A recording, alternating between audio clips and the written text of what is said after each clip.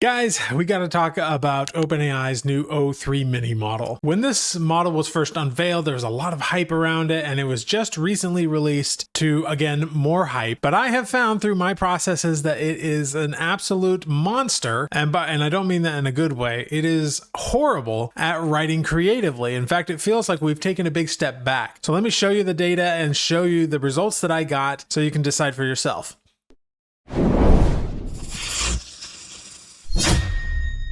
All right, so I got access to two versions of O3-Mini that you can get. If you have the paid version of ChatGPT, you can access O3-Mini High right here and O3 and just regular O3-Mini. Now, this is the table of data that I've collected on different models. It isn't all of the models that I've got here, but these are the big ones that we want to kind of compare this O3 to. I do have a way of tallying up all of this data into quantifiable terms and creating this overall score. I was actually surprised how close the score was for O3-Mini and O3-Mini High. Right, almost exactly the same, a score of 265 and 266 respectively, whereas the others, including other OpenAI models, are significantly higher, all in the 300s, or in the case of 3.5 Sonnet, the most recent one, into the 400s. So why is this? Like, this doesn't really make sense to me. I have a couple of clues that have been pointed out to me that make me think that there's something else going on here, but at the moment I can at least say this does not appear to be a model that was designed for creative writing in mind. It's good at other things, but it is not meant for us. That said, let me walk you through some of the results that I got. So I have the results here, and as usual, I use all of the exact same prompts for every single model that I test with this qualitative testing process, and I highlight in green any ideas that I think are usable, or once we get to the actual prose prompts, I highlight bits of text that I think are usable. So, and then I actually count up the number of words, and that factors into my score. So let's see, for O3-Mini, I ended up getting about 7 different of these ideas that were okay. I think I might have been a little bit generous. Some of them are really only half of an idea and not really great, but there's a nugget of something good in there. So I included, I was generous. So we got about 7 here. Interestingly, for O3-Mini High, we also had 7 that I selected here. None of them, again, particularly amazing, but a couple of decent ones. For instance, we have when a rebellious princess flees an arranged betrothal in a land of living legends, she must unite warring clans against an immortal warlord whose secret vulnerability lies in her forbidden love. Again, kind of vague, not amazing story idea, but if you were to unpack that and get more specific, it could actually turn into something good. And at the very least, these were better than the ones that I didn't highlight. So that's what we got here under the logline prompts. I got 7 for each. This actually was a little bit better than GPT-4o and O1 in terms of brainstorming, but not quite as good as Claude 3.5 Sonnet. Now for the outline, I tested to see, I gave it a big outline template and everything that you would need to get started. I gave it the concept of the story and the outline template. And to its credit, both the O3-Mini and O3-Mini High completed the entire outline in one go. It does appear that these O3 models can output quite a lot in one single chat. You don't have to keep prompting it to go and go and go. And I noticed this also later, I'll show you, with some SEO articles that I created using O3, and it was able to do those all in one as well, even though it was thousands of words. So that is one really good positive about O3. But I quickly noticed as I started scanning through this outline that so much of it was just garbage. Now, granted, this is a difficult prompt. Very few of the models out there get anywhere close to a decent outline in one go. But for this one, for instance, we looked at the prologue, okay? Visual, a bleak, windswept mountaintop with ghostly figures of the hungry roaming below a shattered fortress. Theme, the decay of a once safe realm, hinting at betrayal and the cruelty of nature and monstrous races. Tone, grim, epic fantasy with supernatural dread. There is absolutely no story there. It's just like describing an image, basically. That is not a prologue. And the fact that it doesn't understand this makes me question how intelligent it really is. Now, of course, no AI is actually intelligent. That's a misnomer. But the fact that it created this whole thing and doesn't understand that like something needs to happen in the prologue was crazy to me. And as I kept reading, I noticed that most of the chapters were kind of the same way. They didn't really give me anything important for the story. And the same goes for O3-Mini High. O3-Mini High did a little bit better. I highlighted a bit more. But as you can see from these results, I only got 6 working chapters out of 41, whereas with O3-Mini High, I got 12. So yeah, not great. Every single one of the other models here, including DeepSeek, O1, GPT-4o, and Claude 3.5 Sonnet, all got more chapters than that. The only big positive I would say is that it did do the whole thing in one go. But of course, that doesn't really help when everything it gives you is garbage. So I was really bummed out about that. Now, thankfully for the beats prompt, when I asked it to flesh out a given chapter into more specific beats, it did okay. About the same as GPT-4o. It's actually slightly better than O1 or DeepSeek in terms of the actual beats. Still not quite on par with Claude 3.5 Sonnet, but everyone knows that that one is one of the more powerful ones out there for creative writing. So it's a solid maybe for beat writing. And this is, by the way, the number of good beats out of 20 that we are trying to do here. And then it comes to the prose prompts. So I have 3 prose prompts and then 1 editing prompt where I give it prose that was not great and ask it to improve it. Again, I'm using very simple prompts for all of these except for this one that's labeled complex prose prompt, which is specifically designed to be writing the same thing as the basic prose prompt, but with more instruction to see how much of a difference that makes. And there are a couple of things that came out of this that was really interesting. You'll notice for the basic prose prompt, for example, Claude 3.5 Sonnet gave us 205 working words. Everything here is above 100, except the O-Mini models, which are 25 and 35 respectively. That is an abysmal working prose rate. And just in case you're just thinking, oh, he's being like really harsh on these things, let me read you some of this prose. The wind howled across the barren rocky waste, carrying whispers of ancient sorrow. Ancient sorrow, like what does whispers of ancient sorrow sound like? As dusk cast elongated shadows over the desolation, in this twilight of ruin, the land seemed to mourn the collapse of forgotten empires. Haldred staggered onward. I was like, okay, I gotta give it something. That's fine. We'll keep that in green. It's not bad. It just is. A solitary figure battling both the elements and his own despair. His clothes were torn and caked with dust, evidence of hours spent fleeing relentless pursuit. Once outfitted in a robust gear of an esteemed expedition. So you get the point, right? It's very over the top. And it even feels like several generations of AI ago.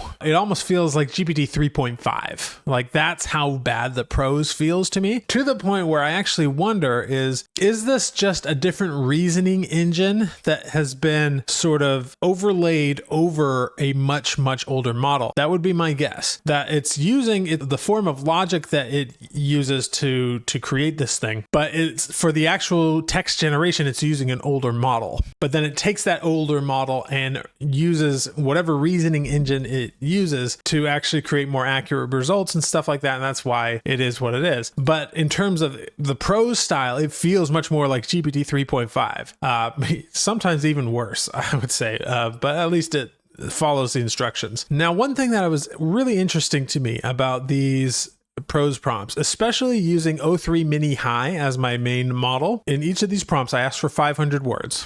And miraculously, for the basic prose prompt, the complex prose prompt, and the dialogue prose prompt, they all came out at exactly 500 words. That to me was astonishing. The fact that it did it 3 times in a row, even more astonishing. And this kind of tells me that that might be something that the reasoning engine is getting better at. The reasoning engine allows it to have a better idea of how many words it needs to be. And by the way, it wasn't cutting off at the end of 500 words. It actually wrote the story out exactly in 500 words. It wrote the section that I asked it to write perfectly, but in exactly 500 words every time. So that was phenomenal. Too bad that the words weren't really great. Now, I will say, as you can see here, we got 25 and 35 usable words for the basic prose prompt. It did go up a tiny bit for the complex prose prompt. So if you add more things in there, like a sample chapter to say, write prose like this, it does appear to improve it a little bit, but not nearly as much as any of these other models. And especially when you compare it in terms of a percentage of the actual prose that it wrote, it's not great. But it is really interesting to me that O3-Mini got very close to 500 every time. So 509, 505, 503, and O3-Mini High got exactly at 500 every time. So that tells me that there are things about it that it is improving significantly. Like, if only Claude could do that. If Claude could just write the amount of words that I asked it to write, it would be so much better, I think. Because as you can see, asking for 500 gave me 347, 199, and 368. Not even coming close to 500 with those prompts, even though the quality of the prose is much better. So that's just something to note. And also for the dialogue prose prompt, that one was down pretty low as well. Now for the editing prose prompt, this is where I give it a piece of text that isn't very good. It was written by, I think, Claude 2, an older model. And I'm just trying to see, like, do any of these models easily and without a ton of prompt engineering take something that is mediocre and make it a lot better? So far, I haven't found any model that does it well. And O3 was no exception. Now, there may be ways to improve upon it, but in general, I'd say it didn't do a good job. So the original text was 349 words. It actually shortened it a little bit to 281 and 276 respectively, so very close to each other. And as you can see here, the usable words were not very high at all, not even close to the other 4 models that I've got here. Now, I also like to run an add headline prompt right here, and you can see the results of that. So here's some of the headlines that O3-Mini produced. Some of the ones that I liked was "The city was a lie. What's waiting outside? A royal deception unfolds in a land of nightmares. What if everything you knew was a lie?" Nothing amazing, but okay, they're usable. And for the O3-Mini High, I don't know if it was just having a bad day, but this one did not give me a single headline that I thought was good. They were all following the very same format of something like this one where it says, "Betrayed royal, what dark secret fuels Lathan's quest?" I see this format where it has like 2 or 3 words here, then a colon, and then a question all the time from AI. I've never seen this actually used and working with ad headlines out there. So I don't know why it always defaults to this format, but it's not a good format. So avoid that if you can. So yeah, I gave it pretty low ranking here, of course, because we only got 3 out of this one and 0 out of this one. I should also point out DeepSeek and O1 did not do great at this either. The clear winner of the bunch here was Claude 3.5 Sonnet with 7. Now for the email and newsletter prompt, I basically ask it to write a newsletter announcing a new book that's coming out, and then I just go and count the words that I think are usable. Some have done well with this in the past. 3.5 Sonnet and GPT-4o did pretty good here. DeepSeek did abysmally on this one. And as you can see, the O3-Mini are kind of average. They're like not great, but you've got like O3-Mini High has over 100 words here. It was okay, but I would definitely use Claude or GPT-4o to do that kind of work instead. And then last but not least is the SEO article super prompt. So I give it a massive prompt with thousands and thousands of words. And first of all, I want to know, did it actually write out the whole thing? I asked for 4,000 words in this case. It's for an article about how to write a fantasy book. And the first question is, does it actually do it? And I'm happy to say that in both cases, it pretty much did. So O3-Mini gave me 3660 words, which is close enough. And O3-Mini High gave me 4256 words. So over what I asked for. Not as exact as those prose prompts were doing where I was giving 500 words exactly, but much more in the range of what I'm asking for as compared to most of these others. The only one that exceeded 4,000 words was actually O1, which gave me 5,700. So it did that really well. And if you look at the articles, you'll notice they look very well formatted. From a visual standpoint, they look like a really good article. I thought they were great. And I even marked down that they are usable in one prompt. I wouldn't say that the quality of the prose was amazing, but it was better than the quality of the fiction prose. If you're trying to write nonfiction, O3 seems to be a much better option than it is for fiction. So let me show you what that looks like. So we have just an introduction here. This is maybe too long of a paragraph for an SEO article, but we have this section. What is a fantasy novel? We have key points. It looks highly scannable, which is an important thing. And in general, just looked pretty good. Easy to read, easy for your eye to catch the key points. That's the sort of thing I'm looking for with these articles. O3-Mini High, I think, did even better. And if you actually read some of the prose of this, while not amazing, it's still like it works just fine. For instance, what is a fantasy novel? A fantasy novel is a work of fiction that transports readers into a world beyond the ordinary. Unlike historical fiction or science fiction, fantasy writing gives you the freedom to build an entirely new universe or an immersive world without the constraints of reality. Think Harry Potter, Star Wars, or Tolkien's epic quest of Middle-earth. These stories showcase the limitless potential of the fantasy genre. There's a tiny bit of fluff in there, but not a whole lot, which is what I like in nonfiction. I don't like a lot of fluff. For some reason, it puts a lot more fluff into fiction than it does for nonfiction. But then it goes and, it highlights key characteristics of what a fantasy novel is, and it does a good job here. Ending paragraph does have a bit of fluff in it. For instance, it says, a fantasy novel lets you merge historical fantasy elements with speculative fiction ideas, ensuring that your story feels both timeless and innovative. Like, that sentence doesn't feel necessary to me at all. And then I hate this writing format that I see all the time, not just in AI, but I see humans do this a lot too. And I think it's just overdone. Whether you're writing your first fantasy novel or adding to a burgeoning fantasy series, understanding what sets fantasy fiction apart is the first step in developing your own narrative masterpiece. I hate any sentence that starts with whether. Whether you're this or that, you will love such and such. It's overdone in AI and it's overdone in human writing as well. I choose to never use that type of a sentence ever in my writing. So this is something I would pretty much cut this entire paragraph. But you can see it does a decent job. It did write the whole thing, and this would be completely primed and ready for me to just go in and add my humanness to it and trim it and edit it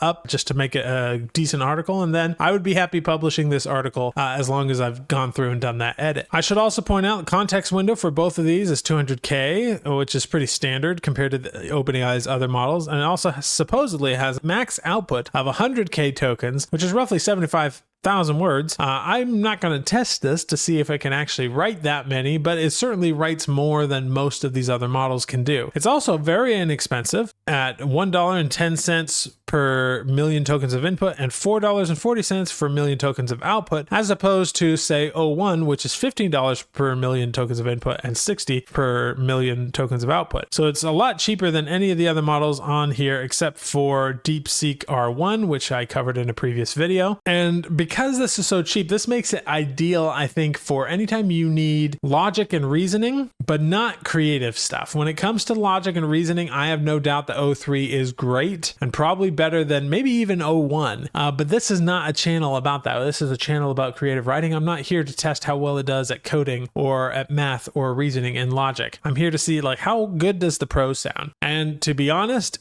I was left very disappointed with this. So I'd say stick with Claude 3.5 Sonnet or the creative writing version of GPT-4o, or even O1, which I consider to be much better than this one, at least on creative writing output and creative writing endeavors.